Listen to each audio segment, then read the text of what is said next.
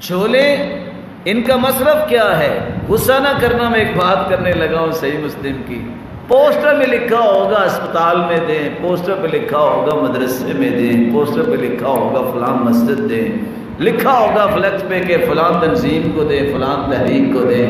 بہت اچھا کام ہے ہاسپٹل مریضوں کا علاج کروانا، بہت اچھا کام ہے مدرسہ، دین آیا ہی مدرسے اور مسجد سے ہے، بہت اچھا کام ہے دین کا کام، لیکن شریعت نے فیصلہ کر دیا ہے للمساکین، پہلا حق مسکینوں کا ہے، پہلا حق مسکینوں کا ہے۔ حدیث کے الفاظ سنیے، 317 نمبر روایت کتاب الحج صحیح مسلم، سیدنا علی کو حکم دیا اللہ کے رسول نے، لحومها وجلودها وجلالها للمساکین، جانوروں کی کھالیں، جانوروں کا گوشت، جانوروں کی چولے، علی جاؤ مسکینوں کو دے۔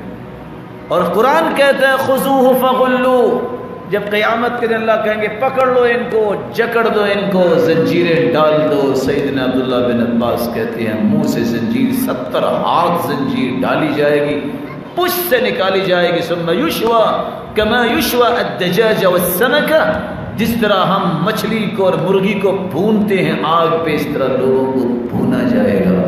سزا کس بات کی ہے؟ انه كان لا يؤمن بالله العظیم ولا يحض على طعام المسکین، اس کا اللہ پہ ایمان نہیں تھا، یہ مسکینوں کے کھانے پہ رغبت نہیں دلاتا تھا، اس کو سزا ہی دی جا رہی۔ سب سے پہلا حق مسکینوں کا ہے۔ میری بات کو پھر سنو، دین نہ بدلو۔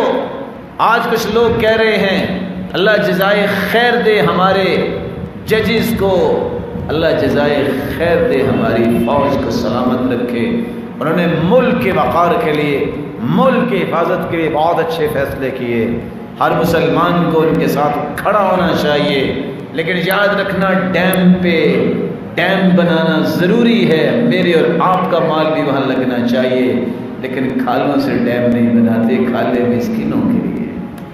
جب مسکین ختم ہو جائیں، فطرانے کا وقت آتا ہے، لوگ آتے ہیں تنظیم کو دو، ہسپتال کو دو، فلاں جگہ پہ بچی رو رہی ہے، اور مسکین پھر بھوکا رہ جاتا ہے۔ زکوٰۃ کی باری آتی ہے پھر یہی کچھ، قربانی کی باری آتی ہے پھر یہی کچھ۔ کبھی کسی نے سوچا ہے مسکینوں کا کہ ان کے پاس کھانے کو کچھ نہیں؟